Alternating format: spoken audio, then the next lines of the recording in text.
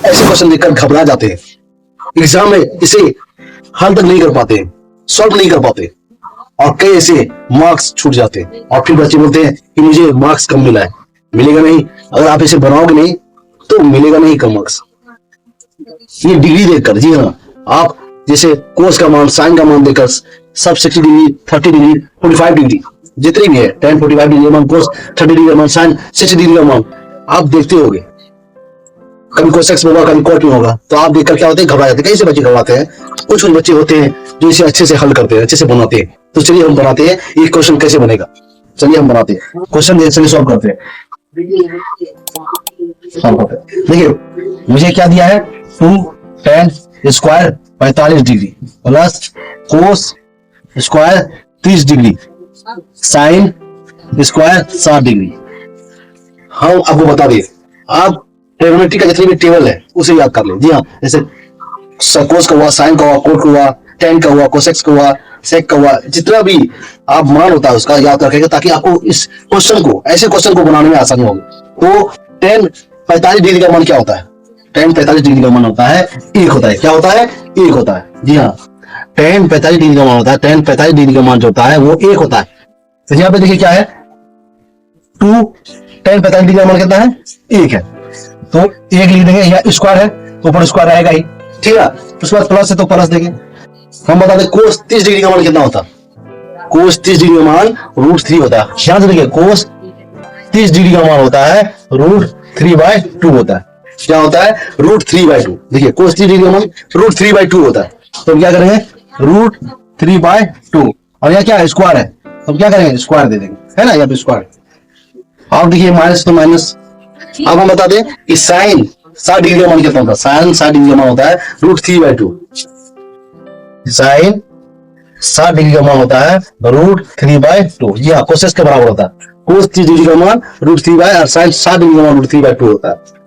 दोनों एक ही हुआ, यहाँ पे 30 डिग्री, यहाँ पे 60 डिग्री, तो साइन 60 डिग्री का मान कितना होता है? √3/2। हम क्या करेंगे, √3/2, यहाँ पे क्या है, स्क्वायर है, तो स्क्वायर देखेंगे। समझे आप?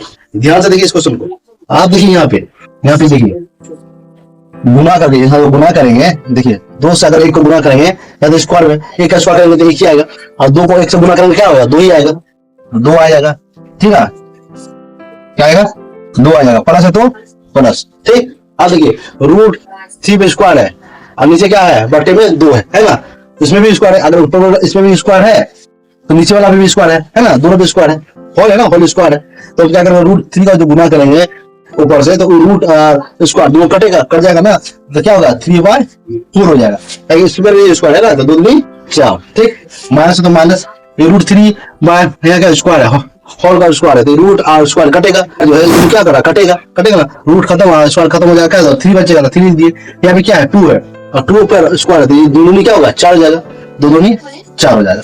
आप देखिए यहाँ पे कुछ नहीं है, तो हम यहाँ पे 1 मान सकते हैं, 1 मान लीजिए। अब यहाँ पे हम एलसीएम ले लेंगे, क्या ले लेंगे, एलसीएम ले लीजिए, यहाँ एलसीएम ले लीजिए।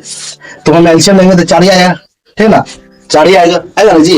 ध्यान से देखिए, क्वेश्चन को आराम से बता रहे हैं कि कैसे बनता है। पहले हम सबका मान लिख लेना है, 45 डिग्री का मान लिख लिए, 30 डिग्री का मान लिख लिए, और 60 डिग्री का मान लिख लिए। अब क्या किया आप, हम एलसीएम लिए, एलसीएम लिया तो 4 ही आएगा। कितना पारा पड़ेगा, तो 4 आएगा, 1 का पारा 4 बार पड़ेंगे तो क्या 4 आएगा। तो 4 को गुना करेगा 2 से, कितना आएगा, 8 आएगा, 8 डिग्री। प्लस है तो देखिए, प्लस है तो प्लस। अब ये 4 एकम कितना का पारा पड़ेगा, 4 आएगा, 4 एकम 4, एक बार में आया, तो 1 से क्या करेंगे, 1 से 3 को गुना करेंगे तो क्या आएगा, 3 आएगा, यहाँ 3 लिख दिए, ठीक। माइनस है तो माइनस। ध्यान से देखिए, आप क्या करेंगे यहाँ पे कि अगर फिर वही करेंगे, 4 एकम 4, यहाँ पे वही करेंगे, 3 आ जाएगा, ठीक है। आगे आप देखिए यहाँ पे, यहाँ 8 3 11, हमको 11 लिखना था, 8 3 11 हुआ, ठीक।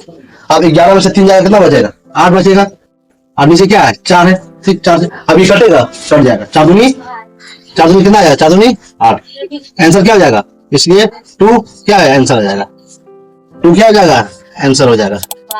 तो ऐसे ही बनाना है आपको। अगर आपको क्वेश्चन ऐसे दिया रहता है, ध्यान से देखिए, अगर आएगा क्वेश्चन एग्जाम में तो आपको ऐसे ही हल करना पड़ेगा। और यहाँ पे देखिए, आप हम तो लॉन्ग प्रोसेस से बताया, आपको शॉर्ट प्रोसेस में क्या होता है, देखिए हम यहाँ पे तो मान लिख दिए थे, ठीक है, यहाँ मान लिख दिए थे, ठीक। यहाँ मान लिख दीजिए, हम डायरेक्ट प्लस और या माइनस था, √3/2 यहाँ भी था, √3/2 कहीं कट जाता या डायरेक्ट कट जाता, डायरेक्ट या दो क्या आंसर आ जाता है, या डायरेक्ट दो आंसर आ जाता है। तो आप ऐसे भी बना सकते थे और ऐसे भी बना सकते थे, दोनों टाइप से आप इस क्वेश्चन को हल कर सकते थे। तो आपको ये क्वेश्चन कैसा लगा और मेरा वीडियो कैसा लगा? अगर आपको मेरा वीडियो अच्छा लगा तो प्लीज मेरे चैनल को सब्सक्राइब कर दे, लाइक करें, कमेंट करें, शेयर करें। अगर आपको कोई प्रॉब्लम हो तो प्लीज मुझे कमेंट करके बताएं ताकि मैं और अच्छे से आपको मैं बताऊं।